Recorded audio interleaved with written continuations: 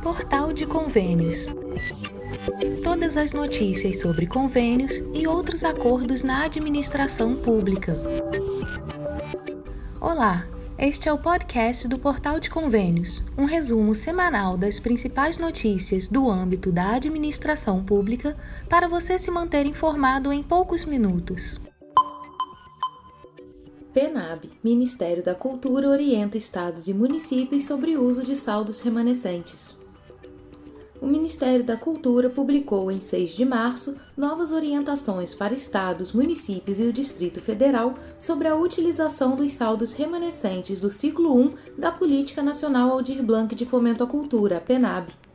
As diretrizes foram divulgadas por meio de comunicado do Comitê Gestor da Política e estabelecem como os valores deverão ser aplicados no ciclo 2, utilizando a plataforma CultBR. A medida busca organizar a execução dos recursos que não foram totalmente utilizados na primeira etapa do programa. Segundo o Ministério, os saldos remanescentes já foram transferidos para as contas do ciclo 2, conforme previsto na Instrução Normativa MINC número 19, de 15 de outubro de 2024. A aferição da execução financeira dos recursos do ciclo 1 foi realizada em 8 de julho de 2025, quando o governo federal verificou quais entes federativos atingiram ou não a meta mínima de 60% de execução. A partir desse levantamento, o Ministério da Cultura definiu procedimentos distintos para duas situações. Entes que não atingiram 60% de execução deverão elaborar o plano de aplicação de recursos do ciclo 2 diretamente na plataforma CultBR. O sistema ficou disponível para início do preenchimento desde 6 de março de 2026. E entes que atingiram a meta também deverão registrar na plataforma as ações e atividades realizadas com os recursos remanescentes do ciclo 1. De acordo com o Ministério, o registro das informações é obrigatório para garantir transparência e acompanhamento da aplicação dos recursos federais, seguindo o modelo de monitoramento utilizado em políticas públicas com transferência de recursos da União. Para todos os estados e municípios, o procedimento deverá ser feito dentro da seção Execução da plataforma CultBR. Os gestores públicos deverão acessar a subseção Cadastramento de editais, parcerias e contratos e registrar as ações utilizando o campo Recursos de outras fontes e a linha Recursos remanescentes do ciclo 1. Segundo o Ministério da Cultura, todas as atividades financiadas com esses recursos precisam ser cadastradas na plataforma para fins de acompanhamento e prestação de contas. Para esclarecer dúvidas e apresentar o passo a passo do procedimento, o Ministério da Cultura realizou uma live na segunda-feira, 9 de março, em seu canal oficial no YouTube. A transmissão foi voltada principalmente para gestoras e gestores públicos de cultura que estejam em situação especial em relação aos recursos remanescentes do ciclo 1 da PNAB. Durante a apresentação, técnicos do Ministério demonstraram na prática como utilizar a plataforma CultBR, como cadastrar editais, contratos e parcerias e quais procedimentos devem ser seguidos para garantir a correta execução dos recursos. A live ficou gravada e pode ser vista no canal do Ministério da Cultura no YouTube. A Política Nacional Aldir Blanc de Fomento à Cultura é uma das principais iniciativas federais voltadas ao financiamento contínuo de atividades culturais em estados e municípios, com recursos destinados à promoção de projetos, editais, premiações e apoio direto a trabalhadores e espaços culturais. Confira em portalconvênios.com o comunicado do Ministério da Cultura número 2 de 5 de março de 2026. Repasse do FPM registra terceira queda seguida e preocupa gestores municipais. O Fundo de Participação dos Municípios, o FPM, teve o primeiro repasse do mês de março creditado nas contas das prefeituras brasileiras na terça-feira, 10 de março. Ao todo, o governo federal distribuiu mais de 5 bilhões e 100 milhões de reais entre os municípios. Apesar do volume expressivo, o valor representa uma redução de aproximadamente 10% em comparação com o mesmo período do ano passado.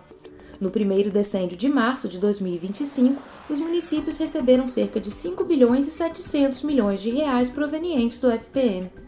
Segundo o especialista em orçamento público César Lima, a diminuição dos valores começa a gerar preocupação entre gestores municipais. Isso porque já é possível observar 3 decênios consecutivos de queda nas transferências do fundo. Na avaliação dele, há uma possibilidade de esse quadro ser consequência da nova faixa de isenção do imposto de renda. Pode ser que aí já estejam realmente aparecendo os efeitos da isenção do imposto de renda para quem ganha até R$5.000 e da redução de alíquota para quem ganha até 7.350. Vamos acompanhar aí os próximos meses e ver se essa é uma tendência realmente, daqui para frente, o que fará com que os municípios tenham que ajustar aí suas contas, e quem sabe até fazer alguns bloqueios orçamentários por conta de frustração de receitas. O Fundo de Participação dos Municípios é a fonte primordial de receita para grande parte das cidades brasileiras, especialmente para municípios de pequeno e médio porte. Os recursos são utilizados para custear serviços públicos essenciais, como saúde, educação, infraestrutura e assistência social. Diante da redução nos repasses, as prefeituras podem enfrentar maiores dificuldades no planejamento financeiro, exigindo ajustes orçamentários e maior cautela na gestão dos recursos públicos. Neste decêndio, entre os estados, São Paulo segue como a unidade da federação que recebe o maior valor de recursos, com R$634 milhões. Já Minas Gerais, outro estado com volume expressivo de repasses, recebeu cerca de R$630 milhões. Até o dia 6 de março, apenas o município de Nova Lima, em Minas Gerais, estava bloqueado para recebimento do FPM. É importante lembrar que o bloqueio é temporário. Assim que as pendências são regularizadas, os repasses são retomados. FNDE, Resolução número 4 de 2026, amplia exigências do PNAE e prioriza a agricultura familiar. O Fundo Nacional de Desenvolvimento da Educação, FNDE, publicou a Resolução número 4 de 2026, que estabelece novas regras para a execução do Programa Nacional de Alimentação Escolar, o PNAE. A norma amplia obrigações para estados, municípios e instituições federais que ofertam educação básica e traz mudanças relevantes na gestão da merenda escolar, nas compras públicas e na aplicação dos recursos federais. Entre as principais medidas está o aumento do percentual mínimo de aquisição de alimentos da agricultura familiar. A partir de agora, pelo menos 45% dos recursos federais destinados à alimentação escolar deverão ser aplicados na compra de produtos provenientes desse segmento, com prioridade para agricultores de comunidades tradicionais, povos indígenas e comunidades quilombolas. As novas regras já estão em vigor e devem ser observadas pelos entes responsáveis pela execução do programa em todo o país. A resolução também reforça as exigências relacionadas à qualidade nutricional das refeições oferecidas nas escolas públicas. Os cardápios deverão ser elaborados obrigatoriamente por nutricionista responsável técnico e deverão priorizar alimentos in natura ou minimamente processados. A norma ainda estabelece restrições à oferta de alimentos ultraprocessados e determina limites para o uso de açúcar, sal e gorduras. Outro ponto previsto é o respeito aos hábitos alimentares regionais e culturais, garantindo que os cardápios estejam adequados à realidade das comunidades atendidas. Nas aquisições realizadas por licitação para a merenda escolar, a resolução determina que a modalidade obrigatória será o pregão eletrônico. A medida busca ampliar a transparência e a competitividade nas contratações públicas. Para a definição dos preços de referência, os gestores deverão utilizar painéis oficiais do governo federal, dados da Companhia Nacional de Abastecimento, a CONAB, e pesquisas de preços realizadas junto a fornecedores locais. A resolução também reforça que os recursos federais do PNAE devem ser utilizados exclusivamente para a compra de alimentos. Mesmo nos casos em que o preparo das refeições é terceirizado, despesas relacionadas à mão de obra, infraestrutura, logística ou preparo dos alimentos deverão ser custeadas pelos estados ou municípios com recursos próprios. Os recursos do programa são transferidos automaticamente pelo FNDE aos entes federados, sem necessidade de convênio ou instrumento semelhante. O cálculo do valor transferido leva em consideração o número de estudantes informados no censo escolar, os dias de atendimento e o valor per capita definido para cada modalidade de ensino. Os repasses são realizados em 8 parcelas anuais, normalmente entre os meses de fevereiro e setembro. Os recursos devem ser movimentados exclusivamente em conta específica do programa, aberta pelo FNDE, e os pagamentos devem ser realizados por meio eletrônico diretamente aos fornecedores. A prestação de contas do programa deverá ser realizada por meio da plataforma BB Gestão Ágil, sistema que permite acompanhar a execução financeira dos recursos. O processo também contará com o acompanhamento do Conselho de Alimentação Escolar, o CAE, responsável pelo controle social da política pública.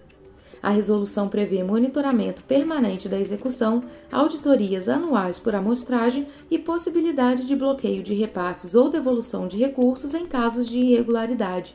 Os gestores responsáveis pela execução do programa podem responder civil, penal e administrativamente caso sejam identificadas irregularidades na aplicação dos recursos.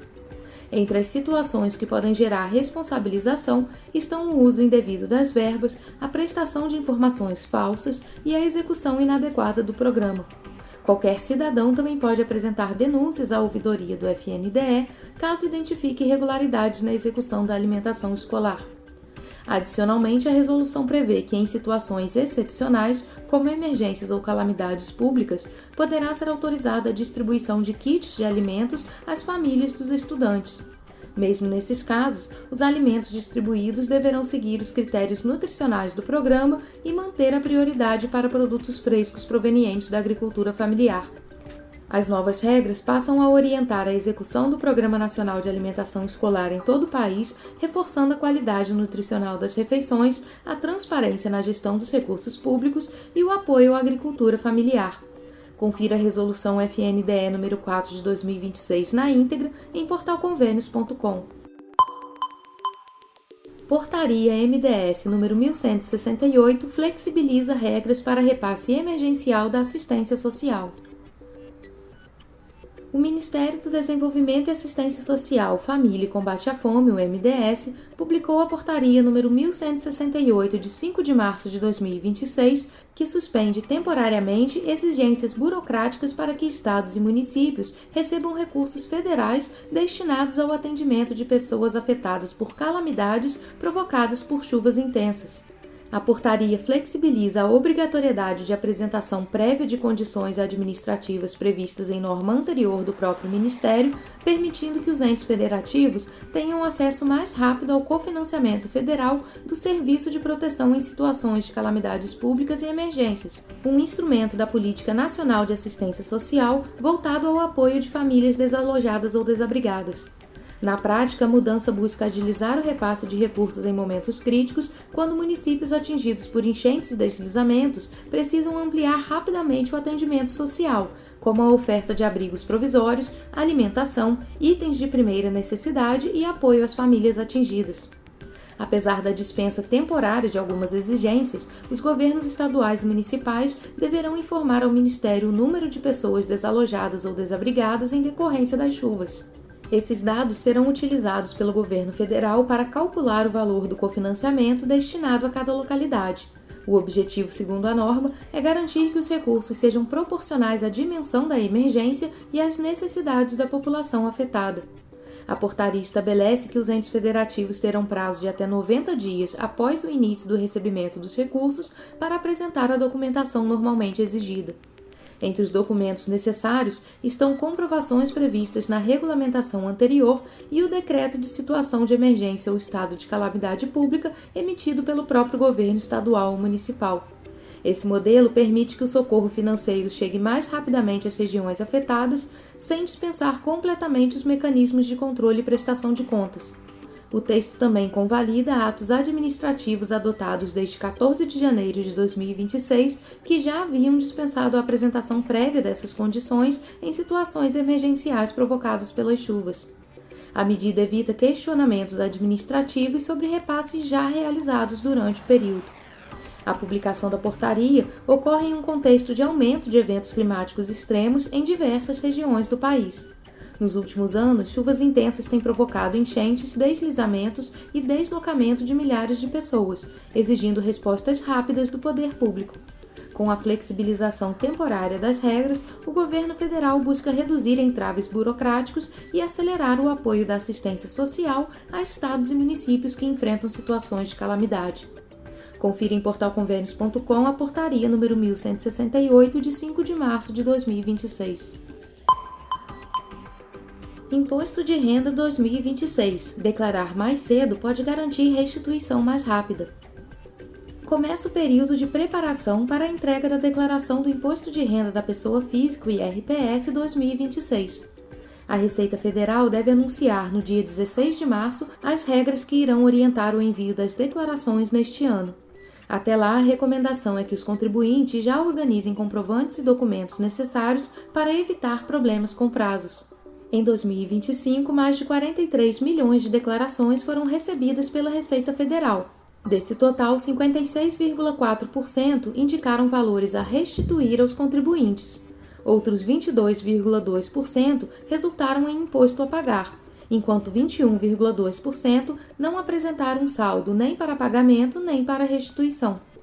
Mesmo com mudanças recentes que ampliaram a faixa de isenção do desconto do imposto de renda na fonte para quem recebe até R$ 5.000 mensais, muitos brasileiros ainda precisarão declarar. Isso ocorre porque a prestação de contas feita em 2026 corresponde aos rendimentos obtidos ao longo de 2025. Dessa forma, a redução da carga tributária sobre os rendimentos só será sentida na declaração de 2027. O professor de contabilidade da Fundação Escola de Comércio Álvares Penteado, Tiago Slavov, recomenda antecipar a entrega da declaração para agilizar a restituição. Ele orienta que os contribuintes devem começar a separar os principais documentos necessários para o preenchimento da declaração, como informes de rendimentos, despesas médicas, despesas com instrução e comprovantes de compra e venda de bens. Quem opta pela declaração pré-preenchida tem menos chances de cometer erros no preenchimento e, consequentemente, de cair na malha fina da Receita Federal. Apesar da praticidade do recurso, é fundamental que o contribuinte confira atentamente todos os dados informados. A responsabilidade pela verificação e eventual correção das informações presentes na declaração pré-preenchida é do próprio contribuinte. Tiago Slavov explica que, com a declaração pré-preenchida, as informações à disposição da Receita Federal são importadas diretamente para a declaração. Por exemplo, os rendimentos pagos por empresas e outras pessoas, as despesas médicas informadas por estabelecimentos médicos e o histórico de bens e direitos das declarações de anos anteriores. Entregar a declaração com antecedência também traz vantagens para quem tem imposto a pagar. O contribuinte pode quitar o valor em parcela única sem incidência de juros ou optar pelo parcelamento em até 8 vezes. Já quem tem imposto devido e não envia declaração dentro do prazo pode ser penalizado com 2 multas, uma pelo atraso na entrega e outra pelo atraso no pagamento do imposto. Para os contribuintes que têm valores a restituir, antecipar o envio da declaração pode significar receber o dinheiro mais cedo. A Receita Federal costuma liberar as restituições em 5 lotes, que são pagos até meados de setembro. Caso o contribuinte não receba a restituição dentro desse prazo, é possível que a declaração tenha sido retida para análise, situação conhecida como malha fina. É importante preencher a declaração corretamente, evitando tentativas de burlar o fisco. Com o avanço da tecnologia, a Receita Federal utiliza medidas de cruzamento de informações cada vez mais sofisticadas. Tentativas de burlar podem levar a declaração a cair na malha fiscal, resultando em multas e juros evitáveis. Tiago lembra que 2 dos principais motivos para a declaração cair na malha fiscal são a omissão de rendimentos e as despesas médicas. A omissão ocorre, por exemplo, quando o contribuinte deixa de informar um rendimento ou informa de maneira incorreta. As despesas médicas também geram pendências por diversos motivos, como falta de previsão legal, de documento hábil, de comprovante de pagamento e indicação errada do beneficiário, se contribuinte ou dependente, entre outros. O preenchimento correto da declaração do IRPF, com todas as informações disponíveis, também colabora para reduzir o imposto a pagar ou aumentar a restituição, permitindo que o programa da Receita sugira a melhor forma de entrega, seja completa ou simplificada. Tiago afirma que muitos contribuintes, especialmente os que deixam para a última hora, esquecem de informar despesas dedutíveis, o que pode aumentar o valor do imposto devido. As principais dificuldades encontradas pelos contribuintes decorrem da falta de conhecimento sobre o preenchimento da declaração. Caso haja qualquer dúvida, é necessário que o contribuinte consulte as orientações disponibilizadas no site da Receita Federal. Tiago aconselha que o cidadão também pode procurar um profissional contábil ou o Núcleo de Apoio Contábil Fiscal mais próximo, um projeto gratuito da Receita Federal Brasileira oferecido por instituições de ensino parceiras em todas as regiões do Brasil para tirar dúvidas.